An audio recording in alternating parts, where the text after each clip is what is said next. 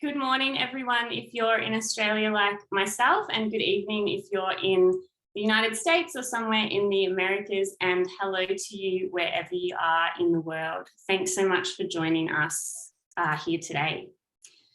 My name is Blanche Burley. I'm a postdoctoral researcher at the Sydney Environment Institute, and I will be chairing today's session.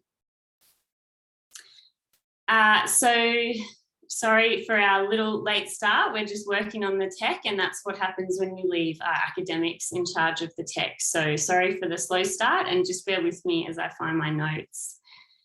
So thanks so much for joining us for what we hope will be an important conversation, albeit a potentially heavy one on your weekend. So we're gathered here today to hear from some really clever women about when climate anxiety leans right, eco-fascism, Buffalo and Roe. As I said, my name's Blanche Burley. I'm a researcher, and my research and teaching practice looks at the cultural politics of eco-anxiety. Before we begin, I'd like to acknowledge that I'm calling in from the stolen and unceded country of the Gadigal people of the Eora Nation. I would like to pay respects to their elders past and present and acknowledge their long-running and ongoing care for this country. Perhaps you would like to share in the chat whose land you are calling in from today. In the context of our discussion today, I would also like to flag that anxiety about and desire for control of land and resources was and still is a key driver of the ongoing colonisation that continues to occur here in so-called Australia and around the world, and that if we want to work towards decolonisation together, settlers like myself will need to get used to feeling unsettled.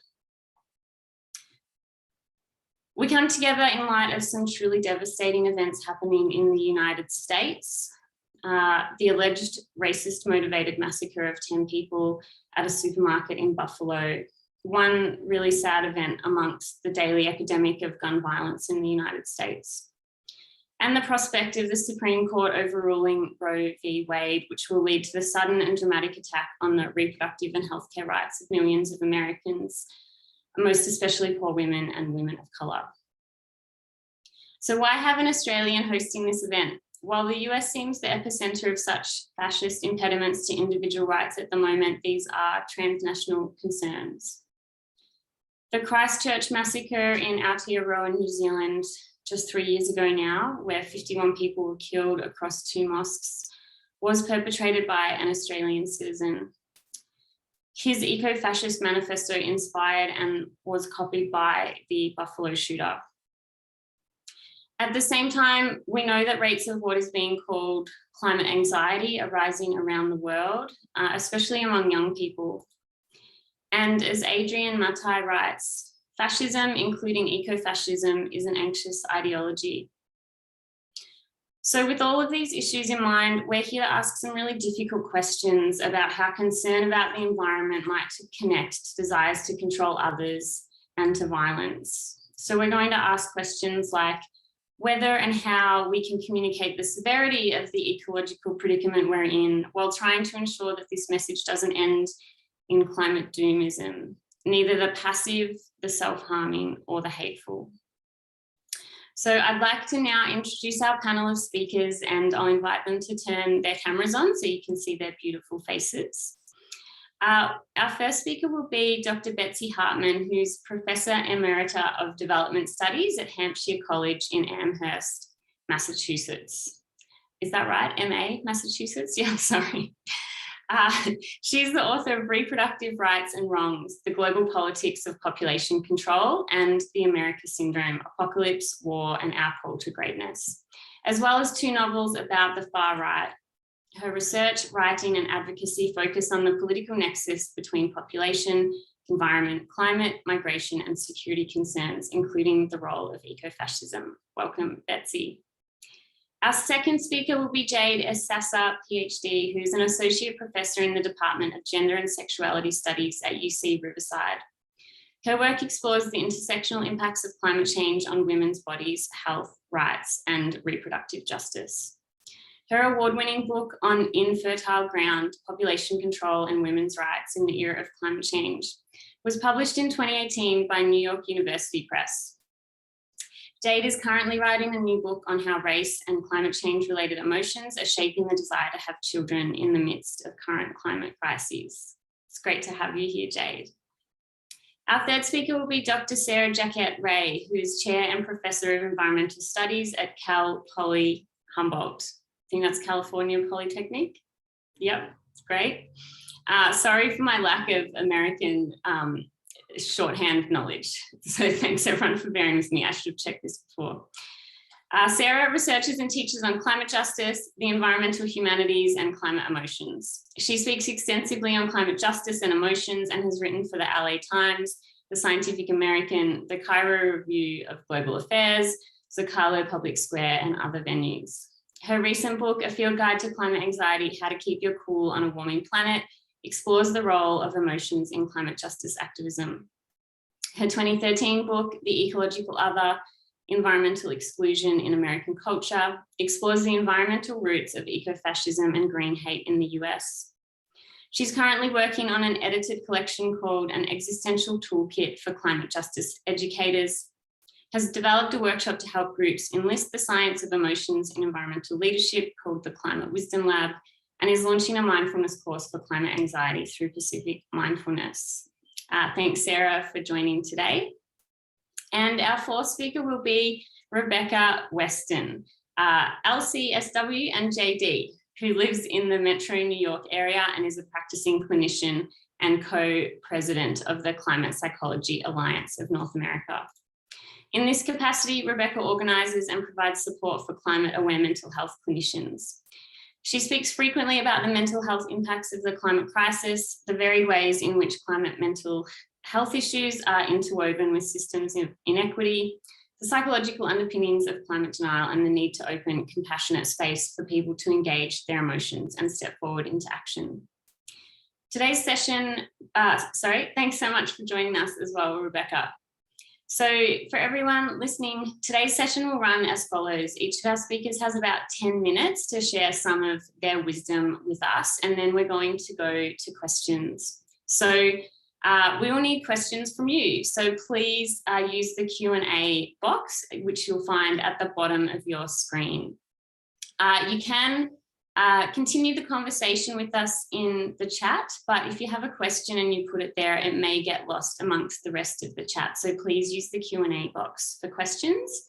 I think in the Q&A box, you can also vote up other people's questions. So if you don't have a question yourself, you can look at other ones there. So with that, I'm going to hand over to our panelists.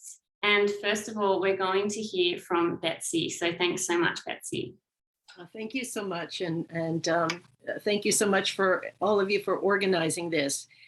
So I'm going to be speaking mainly briefly about the phenomenon of ecofascism and some of the ways that climate anxiety can feed into ecofascism if we're not careful. Well, as you all know, the mass murder in Buffalo points yet again to the deadly threat posed by ecofascism and its increasing inclusion of the climate change issue. The killer in Buffalo borrowed heavily from the Christchurch Manifesto and is very similar to the El Paso Manifesto as well. On the right in general, I think we have to acknowledge that climate denialism is diminishing. And what does this mean specifically in terms of ecofascism? As others on this panel will speak to, ecofascism has roots in a long history of white supremacy and eugenics in the environment and conservation movements in the United States. And of course, a specific linkage to the fascist political project of the Nazis, where racial and genetic purity was associated with the purity of the German landscape.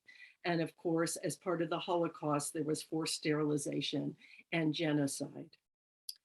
From the mid-20th century on in the United States, especially, it's important to acknowledge the critical role of the Malthusian population link, which is so important in ecofascism.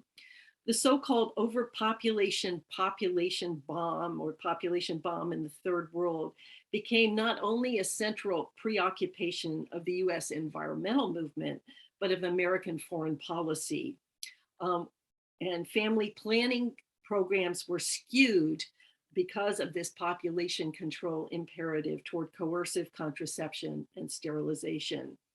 The bodies of poor women and the women of color became the primary target, and this happened domestically as well within the United States. Unfortunately, this phenomenon persisted today despite more liberal language around reproductive rights, and climate change is also being used as a reason that we need to bring down population growth rates, especially in Africa. In the 1970s in the United States, at the same time the population bomb ideology is really taking off, you see the formation of something called the John Tanton Network. John Tanton was an ophthalmologist from Michigan, and he was a eugenicist and conservationist. He strategically deployed the Malthusian and population and environment reasoning to portray immigrants as a threat to pristine American environment and wilderness. And he was able to get money from very rich far-right people like the Sarah Scaife Foundation to fund a whole network of groups doing this work. And these groups used population as a wedge issue to try to win over liberal environmentalists, including the Sierra Club, to this anti-immigrant politics. That was fought off in the Sierra Club, but it still remains a threat today. And this Tanton network had links to the far right and to neo-Nazis as well, and including Virginia Abernethy, who was a major player, for example, in the Tanton network, was a member of the Council of Conservative Citizens and later of the neo-fascist American Freedom Party. So they tried to make themselves seem respectable, but if you look at some of the linkages of these folks, they were not respectable at all. Tanton has died a few years ago, but the network is still very active today. Stephen Miller, who was responsible for putting children in cages during the Trump administration, and Jeff Sessions, former Attorney General under Trump, were members of or lauded by Numbers USA, which is part of the Tanton network. You also see the Center for Immigration Studies, and the Federation for American Immigration Reform that try to portray a more establishment respectability, very active. At the moment too, and I think we should be very worried about this, Tucker Carlson on Fox News is picking up the media mantle of this ideology, and climate increasingly is being added to this toxic mix. And of course, here too, there's an overlap with great replacement theory, which Carlson is trumpeted on Fox News, that this theory maintains that immigrants and people of color are invading white spaces and taking over demographically from the white race. And so we not only need to seal our borders, but we need to reduce the fertility of non-white women and increase the fertility of white women. And so I think the attack on Roe v. Wade needs to be also considered in this light. Simultaneously, the national security community is hyping the threat of climate wars and millions of climate refugees threatening Western borders. This is a phenomenon in the United States, in NATO, many European countries, this kind of national security discourse around climate change. The military and defense think tanks have come up with apocalyptic scenarios of climate change, just wreaking havoc across the world and encouraging international or forcing international migration. This has become the fuel for the phenomenon of eco-bordering in Europe, which is supported by far-right parties. And of course, you see the dangerous development of far-right parties like the AfD in Germany increasingly working with other political actors. In Austria too, linkages between the Greens and the far right. So even if their motivation is humanitarian, I would argue, Too many liberal and progressive social justice and environmental activists uncritically accept national security border control narratives about climate refugees, coming across our borders, and climate wars. There was this idea that Syria, for example, was a climate war.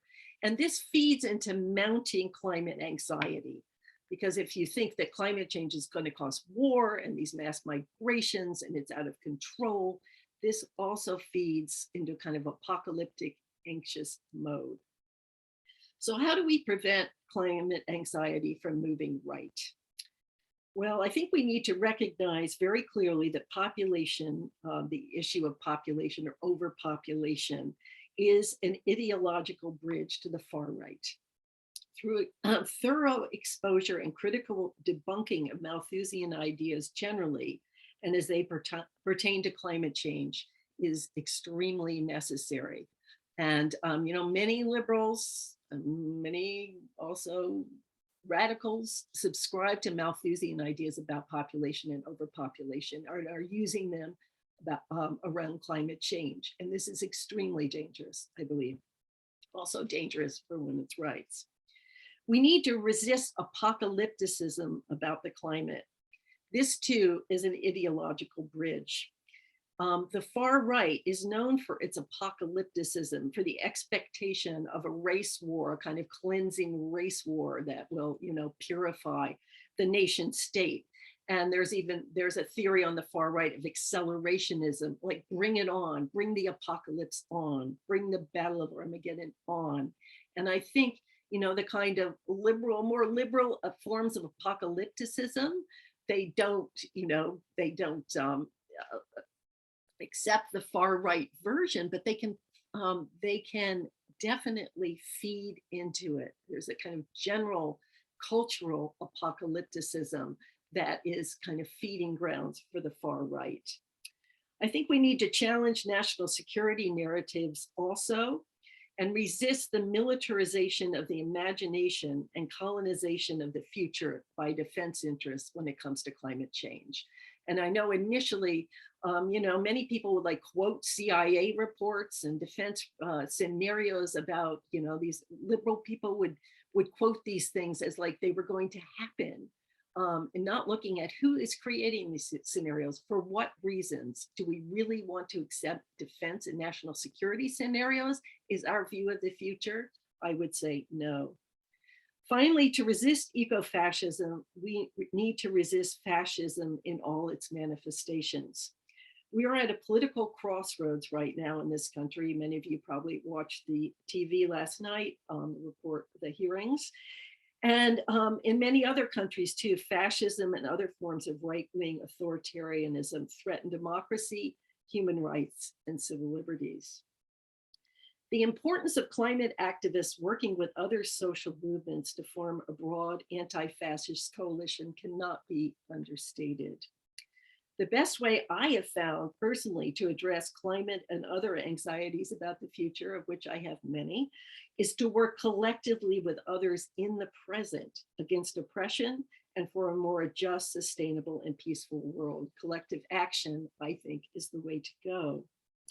And at this critical moment, this includes supporting the right of pregnant people to access abortion and reproductive health care as the Supreme Court prepares to overturn Roe v. Wade.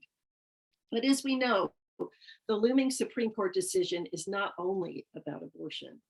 It threatens the rights of LGBTQ people, opens the door to the criminalization of contraception, bolsters white supremacy and patriarchy, and as a recent report by the Surveillance Technology Oversight Project describes, it will likely legitimize more invasive and expansive private and state electronic surveillance of individuals. This has ramifications for each and every one of us, not just as, inhabitants of the United States, but also as political activists. And so I just would end with a plea that we really need to bring our movements together. And I think this is a moment when kind of an anti-fascist alliance, an anti-eco-fascist alliance as part of that is absolutely critical. Thank you. Thank you so much, Betsy. Some really amazing insight there, and I really appreciate the call for cross-movement solidarity as well. Thank you. Applause in the chat, exactly. So next we will hear from Jade. So thanks so much, Betsy, and we'll pass over to you, Jade. Thank you, Blanche. Thank you, everyone, all of the participants for being here. And thank you so much to Rebecca for inviting me to participate today. You know, the benefit and challenge of following someone who has been an inspiration, a mentor, and someone whose work, you know, has really inspired yours for many, many years is that there are going to be a lot of overlaps and that I probably won't do it quite as well as Betsy has, but I will give it a go. So you'll notice that there are a number of things that I'm going to say that Betsy has already alluded to or foregrounded, but I might drill down on certain topics. And a little bit about myself, I'm primarily a scholar of reproduction and reproductive politics in the context of environmental problems, including climate change. And the central issue that I have long been concerned with has been this very issue of how climate activists, climate actors, environmentalists, and people who consider themselves to be progressive take up and continue to run with this idea of overpopulation as a key critical driver of environmental problems, and why this in particular is so damaging and problematic to a number of movements. So today I want to make 3 key points. And the first key point is this: ecofascism is a concept that is centrally predicated on this concept favoring racist population control, this idea of overpopulation being the primary driver of environmental problems.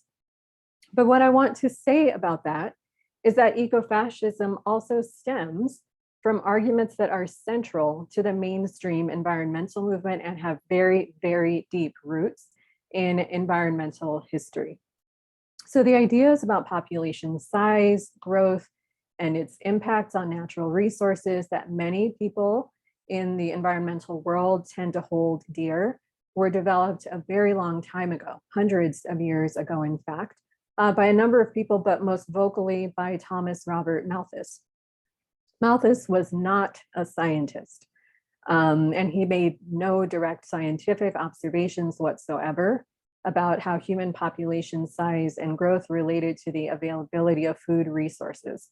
However, that did not stop him from creating a theory about exponential human population growth and saying that this growth naturally and automatically overwhelms food resources and depletes the Earth's ability to provide the resources that people need to survive. He also argued that the natural consequence of this is misery, famine, and starvation. The thing about it is we have to understand that Malthus was writing from England in the late 18th century in an effort to advocate against the British Poor Laws.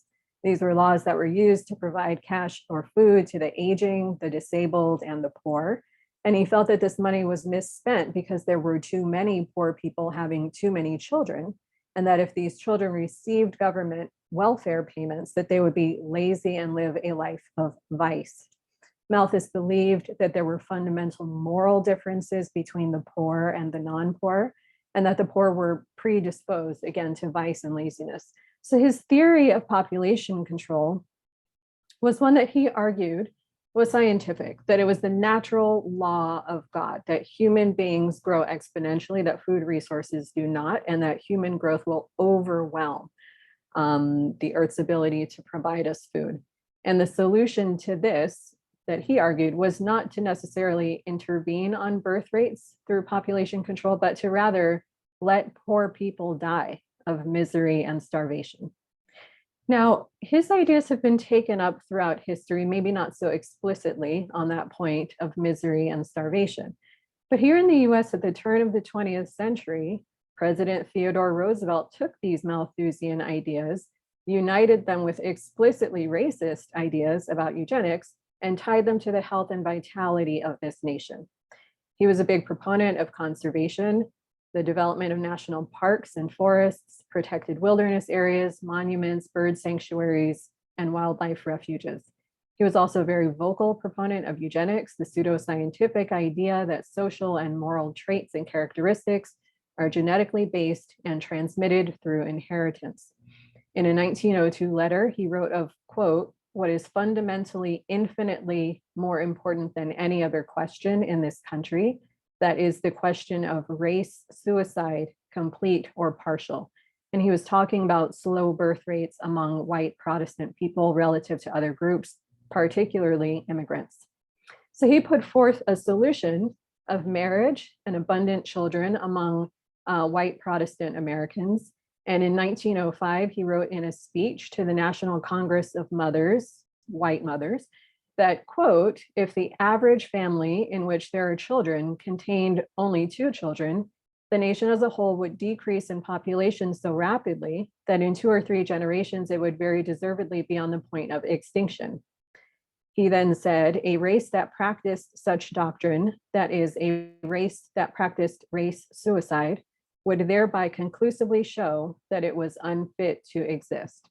And again, he made a number of efforts and interventions to try to get white women to have more children, as he also supported efforts to keep immigrants from having fewer children. So then now let's go to the late 60s. We've got the mainstream and American environmental movement really gaining steam.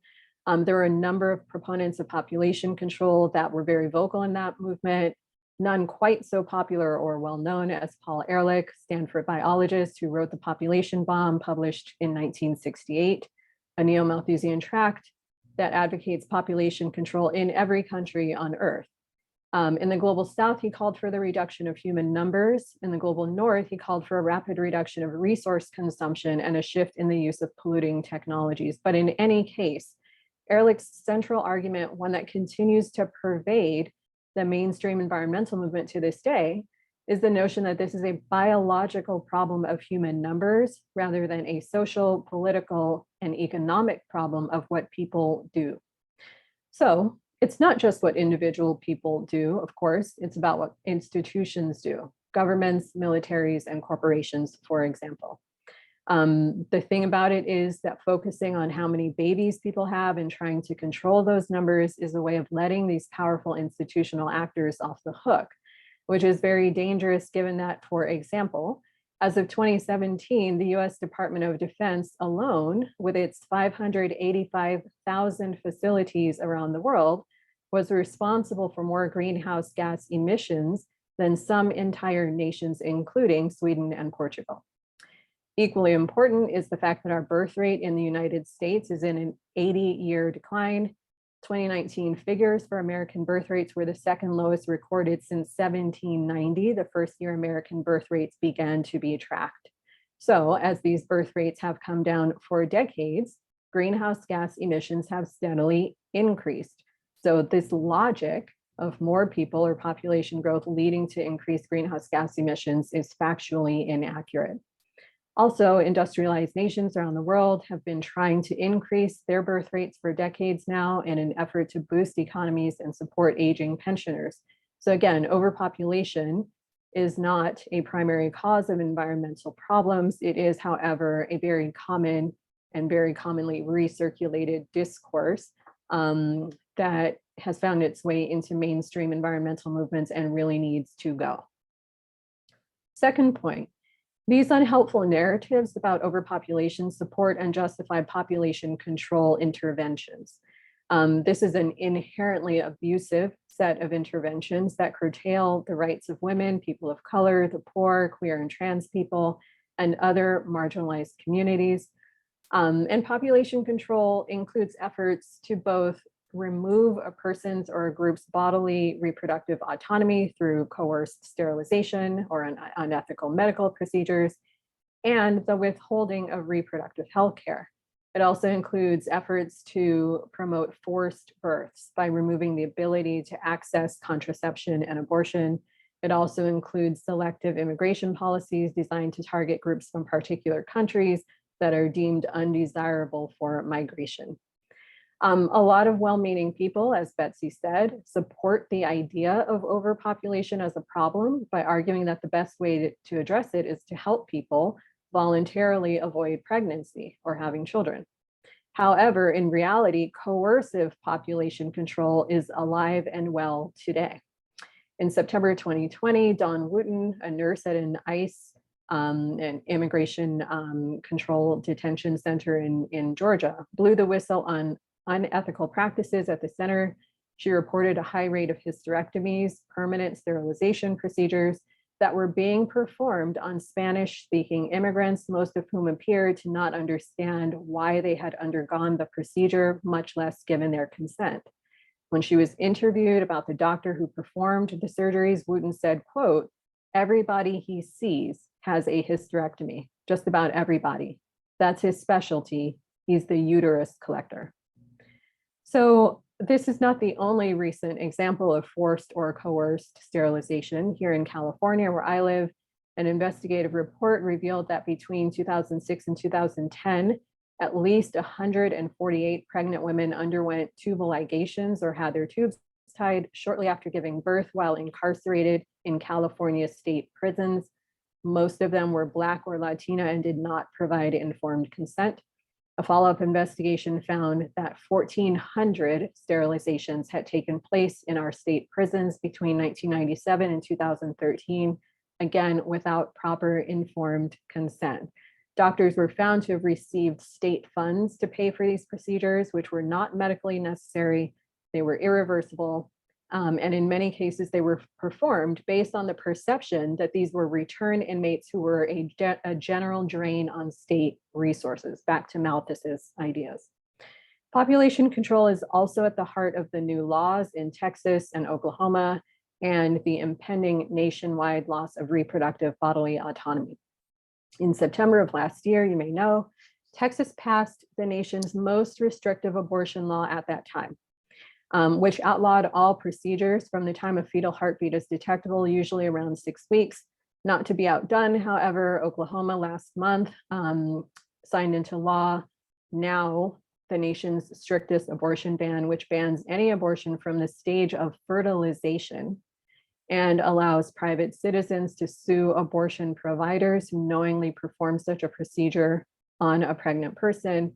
And as we all know, last month, the news magazine Politico publicized a leaked draft majority opinion, from the Supreme Court that would strike down Roe v. Wade, removing federal legal protections for abortion and giving the decision back to states. Without Roe v. Wade, 13 states have trigger laws in place that would immediately ban the procedure, and 13 more would very likely follow suit, making abortion illegal in more than half the country.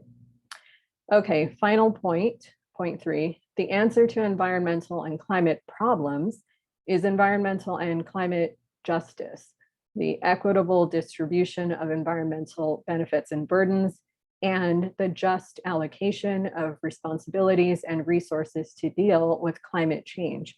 On this point, I would also just briefly like to add that environmental and climate justice go hand in hand with reproductive justice.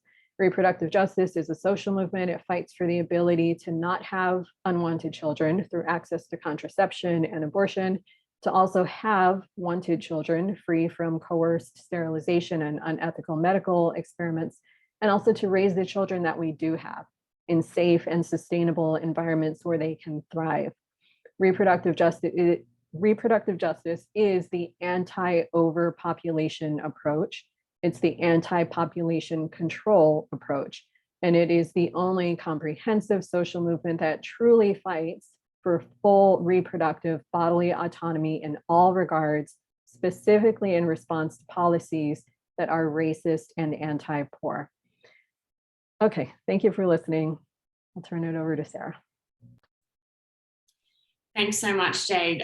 That was both, I think, insightful and terrifying to hear the history of where this has come from. And yes, some great food for thought there around the connections between reproductive justice and environmental justice. Thank you. More applause in the chat. We'll hand over now to Sarah. Thanks so much, Sarah. Thank you.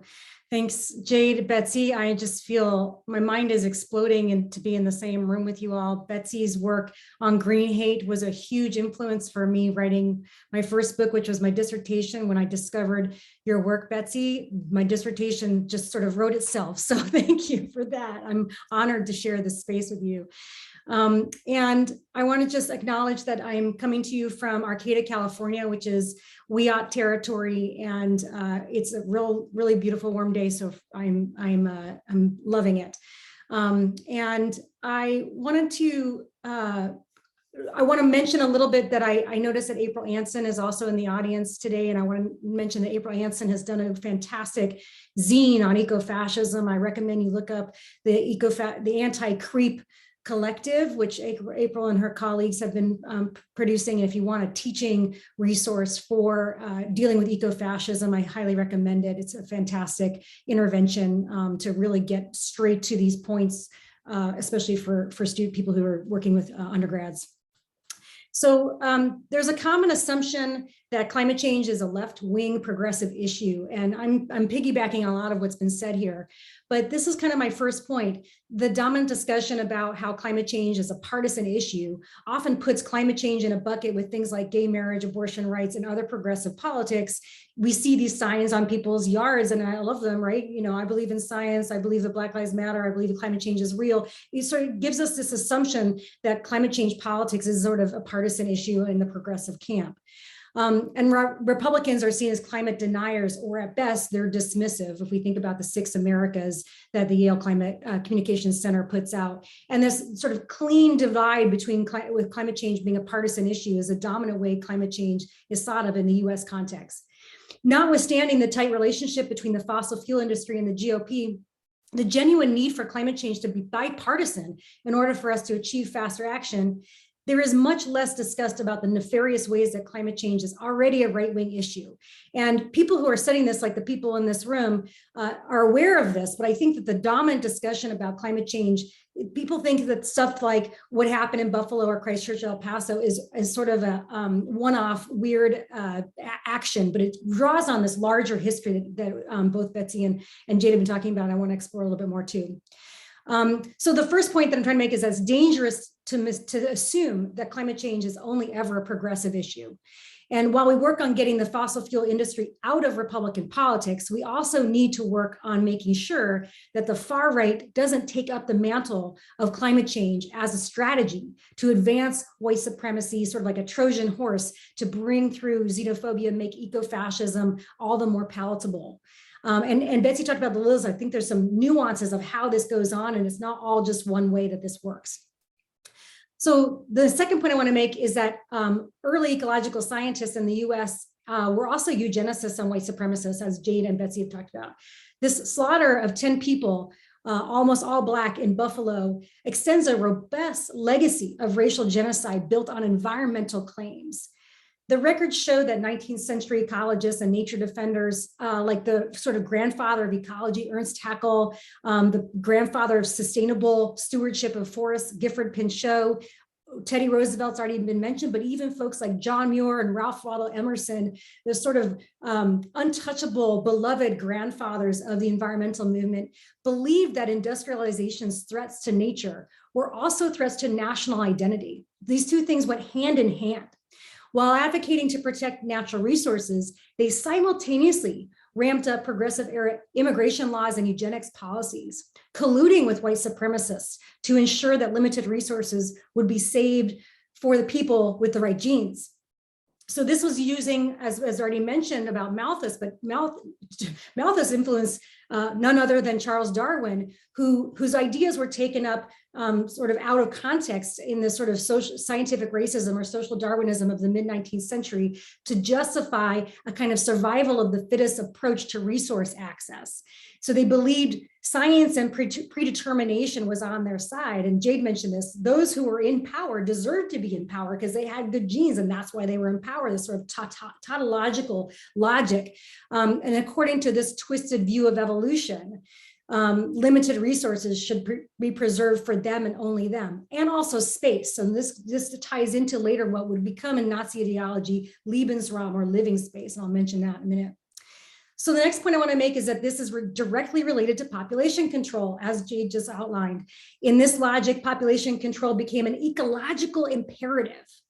And even first wave white feminism was part of this effort, as is captured by none other than Margaret Sanger's fraught legacy as both a white supremacist and a pro-abortion pioneer. Sanger was working against, as Jade just talked about, she was working against race suicide. The site of the nuclear family was the field on which this larger nation-building politics played out.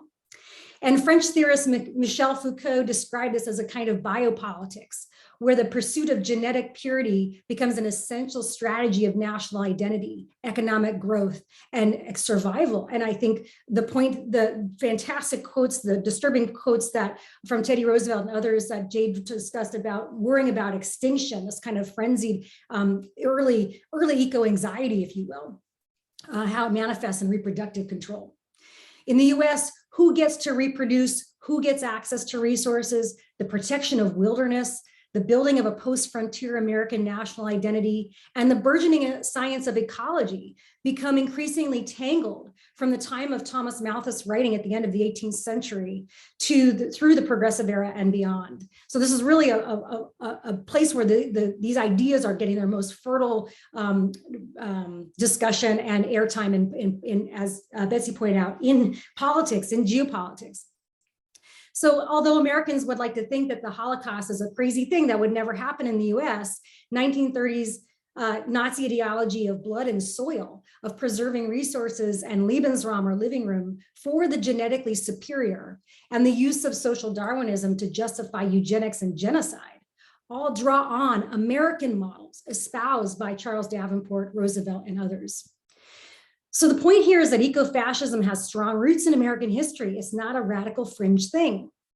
Make no mistake about it, this white supremacists worrying about limited resources on a shrinking ark, or what Garrett Hardin called lifeboat ethics, is a longstanding product of American environmentalism. Wait, I just lost my place, I'm so sorry. What I'd like to say here, this provocative next point I want to make is that we could call these early xenophobic, racist cocktail of ecology, population control, and social Darwinism as an early expression of what might be called eco-anxiety at this point.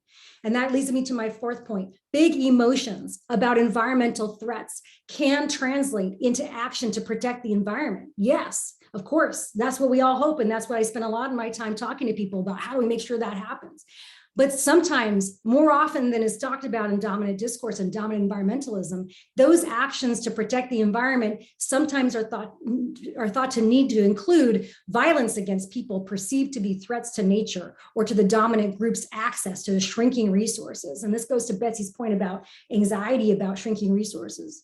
So it's no wonder that doom and gloom climate change discourse rises, so too along with green hate, a concept that Betsy Hartman has used to describe how environmental arguments can act like a Trojan horse, a palatable packaging to make racism, xenophobia, ableism, and other kinds of prejudice appear more legitimate. And I thought Betsy did a great job articulating how that works.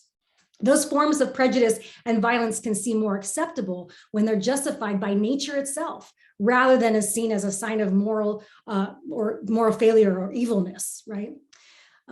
So I don't seek to throw stones at passionate climate activists, nor do I want to undermine the successes of the early ecology movement, which achieved a lot. What I want to draw attention to is the ways that the right wing may use climate anxiety, which is right there, as we all know, very, very big, happening the more every day, more and more, as a way to draw the environmentally inclined to their ranks, and how climate anxiety is as much a motivator for violence, even genocidal impulses, as it is for climate justice and action. So having big environmental emotions is a reasonable sign that you are connected to the biological world, a warning signal of the abuse of life on the planet. But most climate discourse pits all of humanity as the cause of the problem itself, as we can see even in the concept of the Anthropocene, right? Which means that the climate anxious can easily be seduced by misanthropy. So the next step is to get rid of people to save nature, right? That's that misanthropic imperative that Jade described. This position leaves vulnerable people to eco-fascist politics and actions, and not just any people. So what do we do about this? We can make sure that we thread together the plight of social and racial justice with our climate action, which Betsy pointed out. In climate work, we need to insist that inequality, colonization, and racism are the root causes of climate change, not just symptoms. That makes it so that the prioritizing doesn't get fought over, right? I mean, that's what we see a lot in the climate movement. Some people say, oh, we can't even have social justice until we have a climate, versus we won't be able to get climate change to be fixed unless we address inequality. So we need the communities most affected by climate change, which also happen to be the ones who contributed the least to climate change, to articulate the solutions. So that's really, that's something that's not happening in most climate discussions. Oh, excuse me, I have my phone coming in there. So the other thing we need to do is channel our and others' climate anxiety for justice and not violence. We need to make sure that climate change doesn't get used as an excuse for exclusion, harm, and the undermining of democracy, despite the purported urgency of the crisis. Aside from what Betsy laid out, resisting apocalyptic and overpopulation ideologies and fiercely protecting our imagination about the future from militarization and national security interests, which I love those things. I put that in here as those things. Let's repeat those things that Betsy said.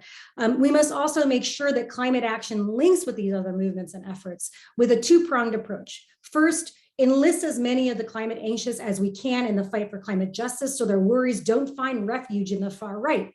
And second, by ensuring that the climate movement includes the voices and leadership of those most affected by global warming, brown and black people, queer people, people with disabilities, young people, women, and people from periphery countries that have benefited the least from these colonial capitalist carbon economies. The urgency frame itself, which characterizes most of the way climate change is discussed, is designed to make us override our prefrontal cortexes, our capacity for reason, much less our capacity for compassion. It triggers fight, flight, or freeze instincts, which is why fear is such a great tactic of fascists. People surrender their care of the collective good and their rights as citizens when in the grip of fear, and we can't let climate anxiety participate in this. So finally, climate change cannot be fixed, nor will climate anxiety be alleviated through violence, genocide, oppression, population control, or social engineering. The slaughters in El Paso, Christchurch, and Buffalo are not exceptions to the rule. They epitomize how the far right seeks to co-opt the climate issue. History is on their side, and we need to channel our own climate anxiety to craft a life-affirming, not life-denying climate movement. Thank you. Thank you so much, Sarah. I was frantically trying to write down everything that you said. We're getting to the stage of wild applause in the chat, so thank you so much. Heaps to think about there, Sarah, and I hope that in the Q&A we can pick up some more of those conversations around what we can do collectively about these issues. Thank you. So our final speaker for today will be Rebecca. And just before I hand over to her, just a reminder to people in the audience, if you have a question, please pop it in the Q&A. We have one question in there so far, thank you. But yeah, do jump in if you've got something you'd like to ask the panel. And I'll hand over to Rebecca. Hi, it is just an incredible honor and pleasure to hear all of you guys speaking. There's really no need for me to be talking. I was literally taking notes and listening. I just love the conversation and the dialogue that's been happening already. And I just feel so glad to have you here. And thank you so much for joining this panel. And Blanche, thank you for coming all over from Australia to do this. And congratulations to you in Australia for successfully overthrowing one of the most horrific governments, which gives us some lesson about how we need to deal with this stuff, right? So I just want to start with that incredible sort of success that we can all learn from and emulate and follow. So I will just, I'm going to come from a slightly different perspective. I'm a psychologist, or I work in the field of mental health, which is going to make this talk come from a little bit of a different line. And it'll be very curious to see how these intersect and what questions and conversations emerge from that. But here we are in June, in the America of 2022. And this is a month that has already included gut-wrenching hearings about gun violence in the aftermath of terrifying white supremacist, explicitly eco-fascist murders in Buffalo, and the heartbreaking Uvalde massacre of young children that includes bone-chilling videos of the January 6th insurrection, and that will, as we know, include the pious Supreme Court decision proclaiming the rights of preborn babies as it strips women of bodily autonomy. And as the only clinician on this panel, I can say with some confidence that all over the country, clinicians are feeling as though we're on the front line. Already 2 years into a gaslit pandemic, and living now under the threat of nuclear war in a war that clearly has everything to do with fossil fuel and the extraction economies, I have never seen the level of burnout I am hearing among my peers. Indeed, trained as we are in the biomedical model of individualized and privatized mental health care, many of us are struggling with our own sense of insignificance, overwhelmed psychological defenses, disoriented professional identities as we both live through, bear witness, and absorb cascading levels of racist violence, collective and vicarious trauma, grief, fear, rage, and profound existential anxiety. And as much as Greg Abbott said he'd send some grief counselors to Uvalde, we all know these problems go far, far beyond the dry confines of the DSM and our clinical walls. And because others have touched much more deeply on the issues in Buffalo, and in fact also on Roe v. Wade, I'm only going to say a few specifics here to raise a couple of points. This week, Garnell Whitfield Jr. testified before Congress. His mother, Ruth Whitfield, was murdered by Peyton Gendron as she was shopping at the only grocery store within miles due to environmental racism. In the hearings, Garnell testified that Gendron, quote, did not act alone. And he's right, as Betsy and Sarah and Jade have all made clear. He acted with the entitled racist rage of an entire ideological and cultural army of white supremacists. And as right-wing politicians frame all such violence in terms of individual mental health, let's not get bogged down in such debates. As Eric Fromm reminds us in his own study of fascism, human nature, human passions, human rages, and human anxieties are social processes and cultural products. Peyton Gendron may indeed be, quote, mentally ill, but it's an illness created by and an expression from our culture. It is white rage available to be tapped in the veins of this country, and any doubts must have been quickly erased by the cold chill of the GOP, able to pivot so quickly to their defensive NRA convention immediately after Uvalde. This country is so sick, many in my office are saying, as they grasp for what is so hard to name right now. And people aren't wrong. The center is not holding. 2, within these last few weeks, Governor Kevin Stitt of Oklahoma just signed the most draconian anti-abortion law in the country, defining life at fertilization, not separable from the wider context in which trans bodies are being policed and Johnny Depp's abuse of violence gets a pass. It is clear that these anti-abortion laws are not merely about abortion, and they're not even only about population control. Enforced through criminal penalties and people spying on their neighbors, these laws express a desperate, enraged, and defensive reassertion of masculine power and its normative gender rules in a world where its standing has diminished. Reading about laws that give rapists more rights than their victims, people are again in my office shaking their heads, staring off in space as they struggle to grasp what is so hard to name. The country is so sick. And as Jade explored in further detail around reproduction, people aren't wrong, and the center is not holding. So beyond our bone deep understanding that the center is not holding, that the sum is greater than its parts, that there is something deeply wrong in our world and in our own society, what can our field offer to help us understand what Andreas Malm calls fossil fascism, and in the US, that I can't say this word, the fascistization of society? Well, as any clinician will tell you, anger and rage are very often secondary feelings. Feelings that arise in response to yet deeper or more basic feelings of shameful dependency, helplessness, grief, despair, and vulnerability.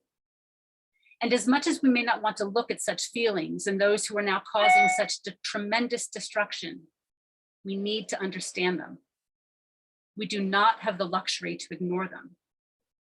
Indeed, as climate crisis conditions intensify, either through drastic emission cuts that threaten industry survival, green transitional economic upheaval, or through scarcity of food and land resources created by climate change, these emotions will also only intensify.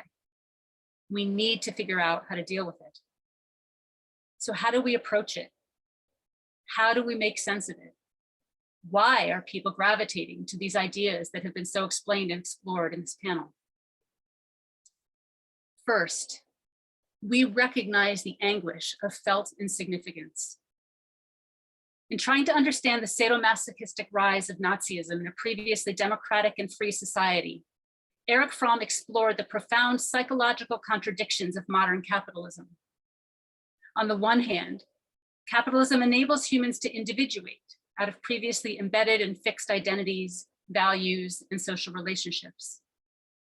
At the same time, it persistently attacked the individual, leaving us feeling existentially stranded, insecure, isolated, alone, insignificant, deprived of stable value or meaning. Particularly when people lack access to sustained outlets for full and genuine self-actualization and experience material insecurity, such individualism becomes too heavy a burden. And under conditions of crisis, people seek to escape into the order, the certainty, the power, the discipline, the structure of submission.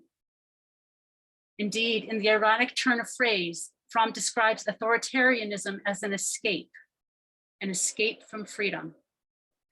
Surrendering individual identity and selfhood, one also surrenders the torture of individual doubt. Retreating from feelings of individual weakness, inadequacy, and vulnerability, one accesses the bigger collective identity and greater sadistic power of the strong man. Second, we recognize the fear of lost psychic protection.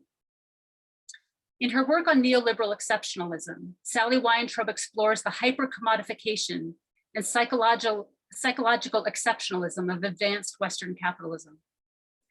Defined by its emphasis on massive dysregulation and privatization, neoliberalism intensified the very conditions previously recognized by Fromm and that caused tremendous individual suffering, grief, powerlessness, alienation, and anxiety. As she wrote, in the neoliberal economy, people inevitably felt increasingly insecure about whether they were worth it. To compensate for and to distract people from knowing, acknowledging, and caring about such material and psychological suffering, the entire cultural apparatus offered commodified, as-if security, and encouraged people to manage such feelings through exceptionalism, an inflated and special sense of entitlement to a certain lifestyle, to a certain anxiety-free happiness, to a certain freedom from moral and planetary limits. Escaping not into authoritarianism, but instead into the objects and bubbled consumption of private life, this hyper-commodification and exceptionalism protects the individual psyche, buffers and puts distance between oneself and the damage being done to our world, until it doesn't.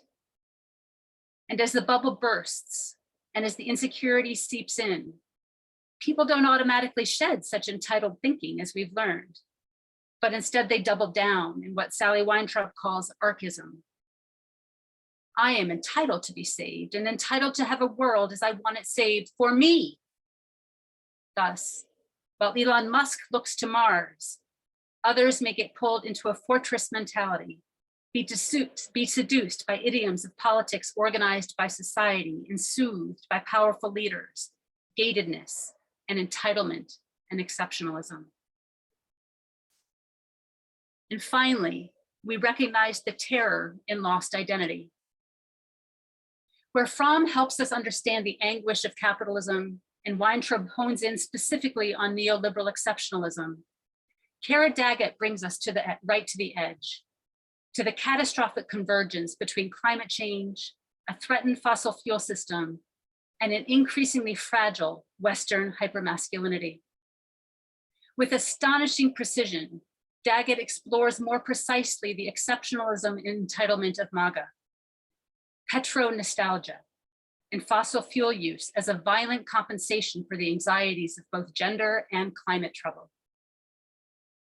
In the face of deepening white male economic, social, and cultural insecurity, the GOP invokes the heyday of post-war American growth and hypermasculinity. Dependent as it was on free-flowing fossil fuels coming out of authoritarian regimes around the globe, those lost good old days resolved Fromm's crisis of meaning through the ideological and material fusion of nationalism, masculine identity, fossil fuel systems, cars, the suburbs, and the single wage earning traditional nuclear family. And in this context, global warming, environmental regulations, declining economic security, globalization, loosening sexual and gender norms are experienced not only as material threats, but as social, psychological threats to a stable, reliable, and dominant sense of masculine identity. With uncanny foresight, sorry, I left something off. With uncanny foresight, Kara Daggett predicts sort of what happens. She said, when petromasculinity is at stake, climate denial is thus best understood through desire, rather than as a failure of fossil fuel lifestyles. And to all the hierarchies that depend upon fossil fuel, produces a desire not just to deny, but to refuse climate change. And refusal is active, angry.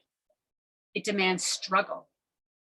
And in the case of climate change, by refusing it, one also subscribes to the accelerated investment in petrocultures. And for people who have been tracking it, we have just learned that the GOP is sponsoring their version of a climate bill. And in that bill, it is in fact doubling down on American fossil fuel investments.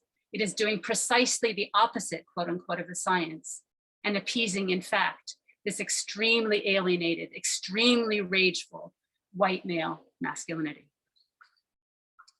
As Kara Daggett says, taking petromasculinity seriously means paying attention to the thwarted desires of privileged patriarchies as they lose their fossil fantasies. So what do we do? First, as Betsy said so importantly and so crucially, we call fascism for what it is. We call racist and misogynist ideas for what they are. We talk about them squarely and directly and frequently. But at the same time, we do not ignore the feelings. They are painful. They are ugly. They are indeed very scary. But unless we find a way to address it, it is only going to get worse, which means we must take seriously the insecurity, the sense of loss, the disorientation, and yes, the anxiety. And we must find ways to talk about them. As the network of climate-aware clinicians grows across the country, I'm hoping our field will gain expertise in the varied languages and experiences of climate distress. And from this body of lived knowledge, clinicians will be able to broaden and deepen media coverage related to climate mental health, and in that way help build greater momentum and understanding for pro-social climate action. Second, we communicate differently about the issue of climate change, without a focus on individual moralism, guilt, and shame. And as Betsy articulated, climate denialism is running its course. And in its place, we're hearing endless discussions about climate doom with pictures and the media is saturated with such images. And as the volume of articles appearing around climate anxiety indicate, the bubble of psychic safety regarding climate change is obviously bursting. And as this entire panel has explored, this presents several extremely consequential challenges and hopeful opportunities. As we have seen, and as Sarah said, progressives do not own the issue of climate anxiety, and right-wing authoritarians are in fact finding ways to mobilize around the fear. So insofar as we seek a just and equitable response to issues of climate change, It is essential that climate psychologists help meet this growing and publicly acknowledged anxiety with exceptionally sophisticated, nuanced, and frankly compassionate messages. Thus far, most wide-ranging and visible efforts to engage people around issues of climate have portrayed most people as apathetic, needing more terrifying information about facts, technology, and individual responsibility. But as we have seen, identity and emotions speak far louder than facts. In this cultural sphere, it is crucial that we listen to the anxiety, understand psychological defenses, and shape a message that uses more heart and less lecture, one that is more generative and less paralyzing, more collective and less isolating, more empathic and less shaming, more imaginative and less factual. For the silent but anxious majority, the majority that needs to speak and get engaged, I believe this approach would be both more successful and transformative. And finally, as everyone on the panel has said, we need to build a mass movement. And when I think about this, I think about sort of the constant debates about whether individual action matters versus collective action. Is it systemic change or individual change? And the fact of the matter is, most of us, most people active in the climate movement, have been separated from and may not know the long and extraordinary history of mass movements to end colonization, for human rights, for civil rights, for child labor laws, and for union rights. And in this not knowing, questions of individual action often get reduced to our role as in the world as consumers, or in individual acts of heroism or sacrifice, but mostly of consumers, of food, of objects, of resources. But far beyond the human capacity to consume or self-sacrifice is our capacity to feel, to relate, to create, to share purpose and ideas. More than individual consumers who carefully curate our purchases, we are social beings who live in relationship with others. And it's precisely the alienation of our social world that gives rise to the anxiety that is generating the authoritarian impulse. So from here, whatever I would say, whatever actions people take, I would suggest that yes, we absolutely build an anti-fascist alliance. I will be the first to sign up, and I'll be a card-carrying member of that anti-fascist alliance.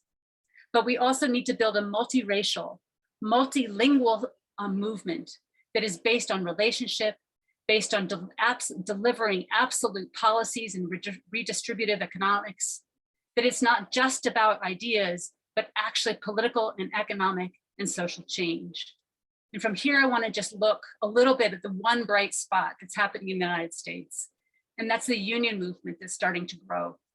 If people follow sort of what's been happening in REI, in Starbucks, and certainly in Amazon, the coordinated, multi-language, multiracial solidarity that is generating finally a response to this neoliberal deregulation is some of the most inspiring things I've seen in a long, long time. You see pictures of people smiling.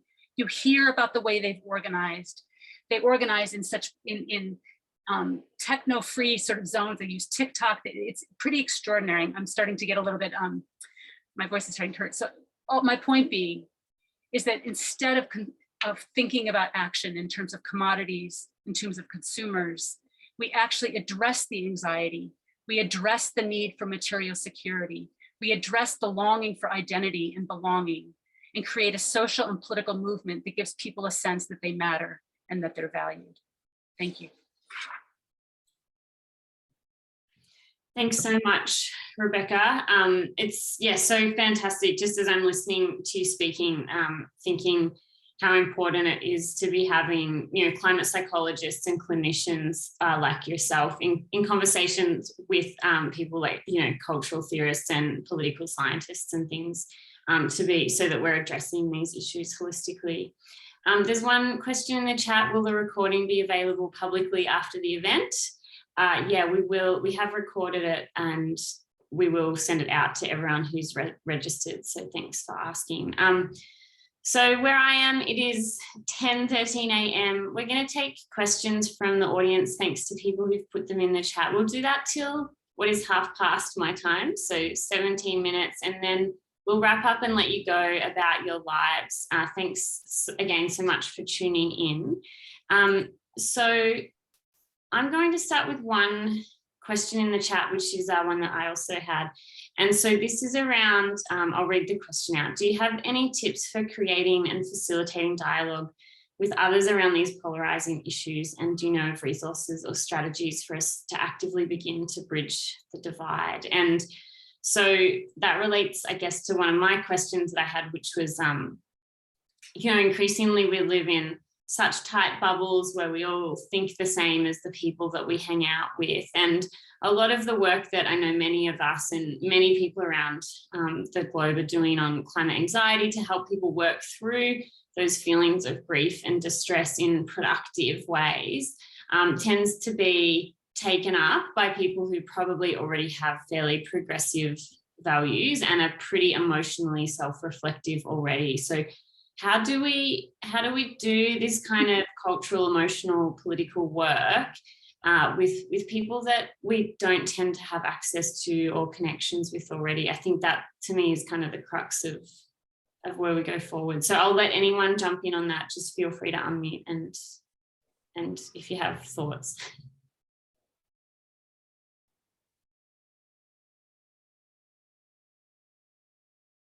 Rebecca, do you want to have a go at that one?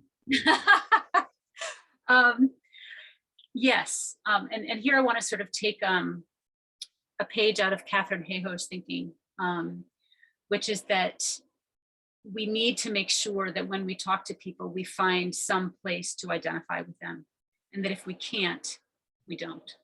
That we as individual people are not going to be able to reach everybody. There are certain people, certain personalities, certain political perspectives that are either unreachable but are not reachable by me. And I think we need to allow that, and we need to accept that. That said, part of my thinking and part of why I'm committed to the whole concept of climate psychology and building what I think of as a climate aware network of therapists is not because I want to perpetuate some kind of idea of individualist problem solving, but instead because I think that the language of climate and the language of distress that's currently happening is so diverse, so multi-layered, that it has gotten so grotesquely distorted by the hyperpolitization, which is not to say I don't have political opinions, of course I do, but it's pretty much impossible even to name climate at this point without being recognized as whether you're from the left. And I used to live in Montana, and I was there when Trump was elected, and I was doing immigrant rights organizing. And when I went there, and I should be clear that in Montana, there's probably 25 immigrants of color and about 3,000 white immigrants. And they were not, of course, organizing against the white Russian immigrants. They were organizing against the 25 immigrants of color who are working in the fields. But nevertheless, what I found when I went door to door trying to talk with people is, as much as I was honest about my own positions, I don't placate, I'm not patronizing, I'm direct about my opinions, but I actually try to understand and listen, which I think is something that is not so common anymore in climate discourse. I think we need to actually engage the ideas, engage people's insecurities, engage people's loss of livelihood. There was an incredible article, and I'll wrap up here. There's an incredible article in the Boston Globe about the lobster industry in Maine, about people's loss of identity and a kind of refusal to believe climate because they were terrified to accept it's true. Not because they're idiots, but because they're emotionally terrified about what will happen to their families and to their livelihoods. We have got to be able to connect with such people. And if we can do that through emotions, if we can do that through an understanding that we can understand the feeling of insignificance. We can understand the feelings of lost identity. How do we connect to those and bring them in towards a creative, social, pro-social solution, as opposed to the authoritarian, exclusionary one? So I'd love to hear what other people think. Yeah, I'd love to jump in too. It was somewhere about 2 years before I wrote a field guide to climate anxiety, when I had students coming back from fall break having just had lots of fights with their families at home. It's sort of a classic story of a college student coming to college and then having their head full of ideas and going home and not knowing how to talk to family members about those new ideas, and then having rifts happen and fights, and then coming back to college distressed and having identity crisis. I don't know if the professors in the room and the psychologists familiar with this story before climate change. It's a standard story. And I realized then that what I thought was my job as a professor was to arm my students with all the best arguments so that they could win people over to have the same beliefs that they did. I'm just being honest with you. I realized that it was an epiphany I had when they were sad after a fall break and we had to stop what we were doing and really focus on this, that these students were not going to have the skill to go and convince people to their way if they just got angry and fought with everybody and went away crying and upset and felt marginalized. And so I started to study the role of conversation, mediation, nonviolent communication, on top of learning all the research on how valuable collective and community and relationship and trust, community trust is for the ability of a community to respond to environmental disasters. So if it's true that the number one thing we need is community trust, that means that we need to be able to have these conversations better, and that prioritizes something different over just being more right. And so I have a chapter in my book that's called Be Less Right and More in Relation. And this righteousness imperative of the politics of outrage that we see on social media, we need to resist it and go to this other thing of connection. If connection is your number one thing and not righteousness, how does that change the way you talk to each other? Changes everything. Along those lines, deep canvassing is a phenomenon that I'm happy to put a website in about compassionate conversation to talk through, to do basically what Rebecca's just saying. So deep canvassing is a tool out there. And I also want to point out that nonviolent communication, the premise of nonviolent communication as it was founded was for civil rights, was for changing hearts and minds around important questions of social justice and politics. And so for a long, long time, people have understood that communication is the key to unlocking some of these things. And so the tools are out there. And a third point I want to make is that in some ways, conversation isn't the main domain for this change. Researchers out of the Yale Climate Center will say that the number one thing that gets people to change their behavior and attitudes around climate change is social signaling. And so people's behaviors and the way we model behavior has more of an effect on getting people to do pro-environmental behavior than any conversation that they would ever have with anybody. If that isn't a testament to how human beings are more emotional than rational, I don't know. But we do crazy things like do things our neighbors do, or do things that the weather person does that we're more likely to believe that climate change is real if our weather person links weather reporting to climate change, for example. So trusted interlocutors and people who we trust conveying these kinds of messages or signaling in their behavior is more likely to have an effect on people changing their minds. So we start by modeling behavior of non-harm. And we can look up some of these other resources too. If I can just really briefly add one thing, I think it's also, I think that within the mainstream environmental movement, which is where a lot of these kind of crisis narratives, apocalyptic narratives that lead to some really challenging emotional and mental health related responses, that movement really needs to get really clear and explicit about identifying, naming, and rejecting white supremacy, because the reality is that when we don't acknowledge the working of race, racial privilege, and white supremacy in the mainstream American environmental movement, then those kinds of values tend to flourish, and they're given cover by not being named, by being normativized, by being universalized, invisibilized, and they really need to be called out and identified and resisted. And I mean, through compassionate work by other white people. That is not the work of people of color. It is not my job to educate white people about racism and why white supremacy is wrong. But that is the work that progressive, committed white people need to do. And I feel that really strongly within the environmental movement, not a lot of white people are talking explicitly about white supremacy and anti-racism at the level that it needs to be discussed. And I know that that work is starting to be done in this discussion around eco and climate emotions. And Sarah has written some public pieces on that. And that discussion needs to expand as well. Thanks so much, Jade, Sarah, and Rebecca. Oh, Betsy, did you want to jump in on that? Just really quickly, thank you for that, for all three of your responses. And Jade, totally agree with you. And also, I think there needs to be the people who are actually tackling these issues in environmental organizations, I think are getting a lot of pushback. So they also need like support to move forward in doing that. And I would just like to say, you know, in cross movement organizing too, I think it opens up a wider tableau to have the conversations, to have the communication. For example, you know, I used to teach at Hampshire College. We had a big reproductive rights, reproductive justice conference every year and covered so many different issues, you know, including environment and climate.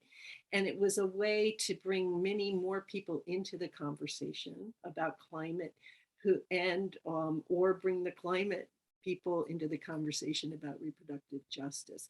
So that kind of cross places where movements can be together, not just on social media, you know, but actually, you know, let's hope we'll be able to actually meet in rooms again and conferences again and bring folks together. And I think that helps, you know, moving it from more of a single issue into a broader one. Rebecca, did you want to add something on that, or will we go to another question? I just wanted to add something that others have observed and that I have been observing for a while now, is that in particular in spaces that are framed as climate and psychology and climate mental health, that they are overwhelmingly white.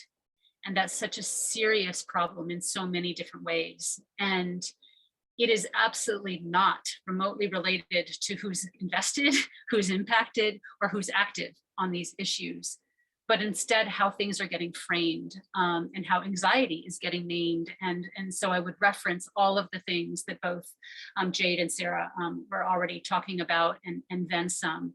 And so I think we also need to disinvest in a kind of hyper focus on the kind of language we use. There's a bit of a move happening in the psychological world about trying to hair split around diagnostic categories. And I actually find that to be supremely regressive, actually, is that what I'm actually wanting to do is develop ways of creating an identification with other people, with other things that are happening, with adjacent issues to climate that are all about climate that are not named as that, whether it's about housing, whether it's about health, whether it's about all sorts of other issues that people have been active around for years and decades and decades. And so as much as I am in an organization that's focused around something called climate psychology, I'm not particularly invested in that phrase. And in fact, to the extent that it's not helpful and creates divisions in terms of how we organize, I would be more than happy to surrender it if that became sort of an option in a certain kind of way. So again, I just want to make it clear that these spaces are contested. We need to do much more work on it. And it sometimes comes down to the very framing of the issue in the first place. Thanks so much, Rebecca. And look, there are a couple of more questions, and I don't want to wrap up before we get to all of them. So I might read them out quickly, and then maybe each of you can just make some comments in relation to those. So we have one question around someone who's a young journalist and responding to suggestions that the media is being called to account for their role in reproducing eco-fascism and ecofascism, and asking how to cover climate change without normalizing fascism and giving, you know, conservatives a platform. We've got another really interesting one. How can we help push back efforts by the far right, particularly in Europe, but also other places, to co-opt Indigenous justice advocacy by promoting white indigeneity? For example, Trevor has seen arguments for indigeneity in Germany used as an argument against immigration. And then we've got a couple of questions around capitalism. And we've touched on this a bit around how people's material insecurity might relate to their experiences of anxiety and fascism. We've got another one that might be a great question for Jade. What do you think of the work of Project Drawdown that alludes to the population control related to promoting the education of girls? We might pause it there on the questions, and I'll just let each of the panelists maybe add a couple of thoughts in relation to those threads, and we might take the other questions on notice and see if we can get back to you in an email. Otherwise, I think we could keep talking all day, and I'm sure that people have other parts of their lives to move on with. So does anyone want to start on some last thoughts in relation to those kinds of threads?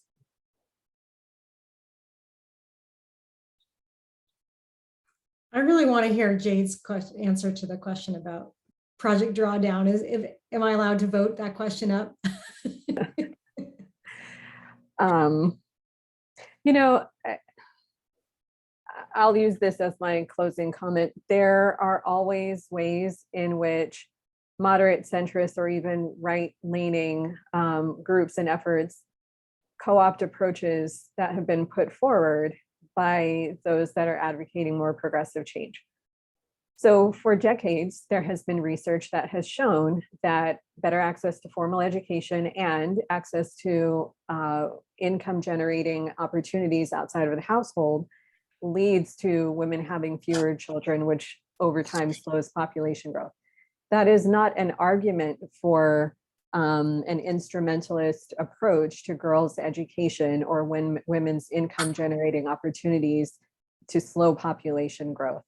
And the thing about it is that kind of language gets harnessed as this win-win solution. Let's educate women and girls so that they'll have fewer children and slow population growth, as if education is not a benefit and a good in its own right. But then it's also this idea that there are these quick fix solutions that ultimately serve the broader logic of population control, which is inherently racist and anti-poor. So my thoughts on Drawdown and others that would use that type of language is be careful of anything that is proposed as a win-win solution, because usually it's just the repackaging and co-optation of more complex, nuanced frameworks that are actually designed to better people's lives. Thanks so much, Jade. Closing thoughts from other panelists? Do you want me to nominate someone? Rebecca, you're unmuted. Do you want to have a go? Now you've muted. I would love to hear some other closing thoughts from others. Betsy? Okay, well, those are great questions. And first of all, I just want to say how much I learned from each of the panelists. Thank you so much. It was really fabulous conversation. And also thanks to the audience for your questions. Maybe I'll speak to the journalism issue. I've been pretty pleased lately of the number of progressive journalists working on the issue of eco-fascism and the far right and climate, many more than used to. So that is really positive that there seems to be increasing interest in that. I would like to see, in terms of progressive journalism on this topic, also greater investigative journalism. For example, this Tanton network that I was speaking of, you know, it's been around a long time. You know, many of us fought it for many years. You got a little bit of press, not much. And for example, the Center for Immigration Studies routinely would get into the media as a respectable organization, even though it's now called a hate group by Southern Poverty Law Center.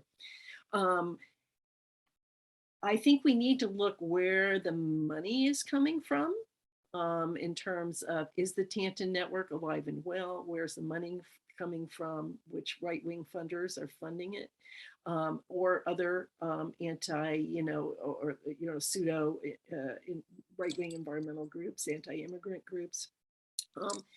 And, be very specific about the power structures and the actors involved in spreading ecofascism. It's really important to take on the ideas critically and to build, a movement against it. But part of that movement building is understanding exactly who is doing what with what money.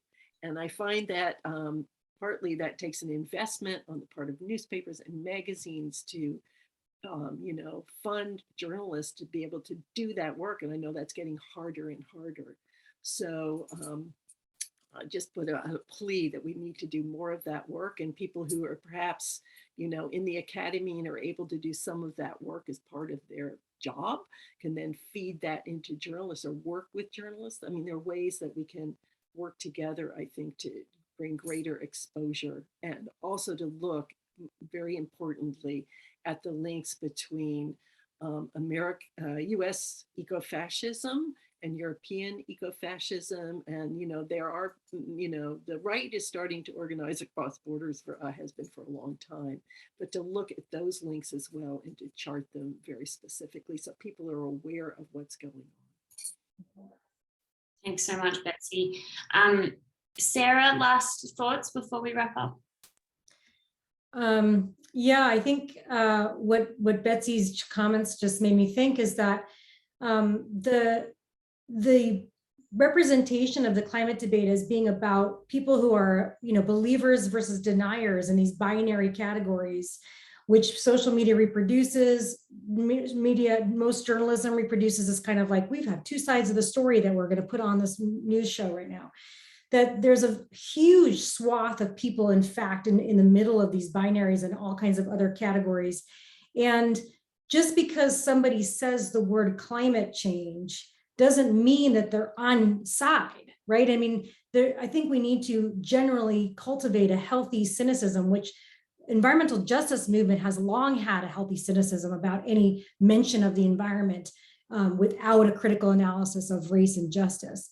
So the climate movement overwhelmingly is starting to do this, but hasn't done a great job of it. Climate movement has to take on that cynicism that just because something is about climate or purportedly addresses climate change in some way, that this doesn't make it inherently good. And so this sort of internalized critical analysis that the climate movement needs to learn from the environmental justice and the climate justice movement, I would really push for that. Thanks so much, Sarah. And Rebecca, last thoughts? Yeah, these aren't necessarily last thoughts, but an appeal to anybody who is a clinician, particularly in the audience. If you are not a member of Climate Psychology Alliance, or if you're wanting to get involved, we need more and more people. We are absolutely trying to develop a network where we can, in fact, understand and explore the language and experience of climate-related distress in ways that are about deep listening, in ways about creating and developing solidarity and pro-social action. So please feel free to check out the website, join us, get involved in various committees, and you'll definitely get an email from me. So thanks everybody for coming. Thanks so much, Rebecca. And, yeah, just my huge gratitude to all of you, both on the panel and in the audience, for all the amazing work that you've all been doing on these related issues. I know that this is a conversation that could have gone for a lot longer, but I hope that we will continue it beyond the webinar at the moment. So my apologies to those of you whose questions we didn't get to answer. I have taken a note of them, and thank you for them, and we'll do our best to respond to them in some way, somewhere. And yeah, I would just like to close today's session by saying a huge thanks to our panelists. I was really excited about this, but I hadn't maybe done enough preparation to think about it until I got here and realized just how lucky I was to be in this session with all of you, and the amazing work that you've done over the years to progress these conversations and bring the issues to light. So thank you immensely for all the work that you're doing. And with that, we will say goodbye, good night, good morning, wherever you are, and we'll keep in touch and keep working away at this. So thanks so much, everyone.